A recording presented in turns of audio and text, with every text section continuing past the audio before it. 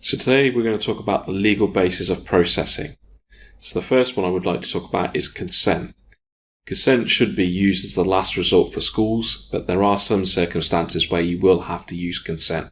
So for example, if you were going to put a child's photo on your website, you'll have to use the legal basis of consent. Necessary for the performance of the contract.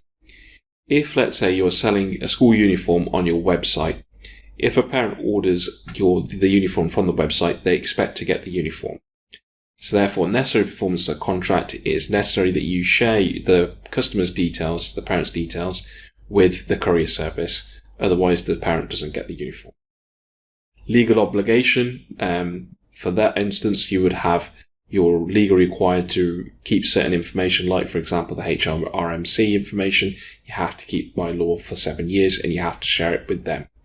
Another example of that could be you're legally obliged to keep share data with a DFE, so you would have to share the children's data for that perspective. Vital interest would be essentially if, let's say, you're taking the children on a school trip, one of them falls over, breaks their leg, got a big gash in their leg, the paramedic is called, and that particular child's got an allergic reaction to latex. You must disclose that information to the paramedic and not hide behind and say GDPR cannot disclose that information. Legitimate interests, this would be used for universities and private schools. The majority of the data that you will collect will fall under public interest.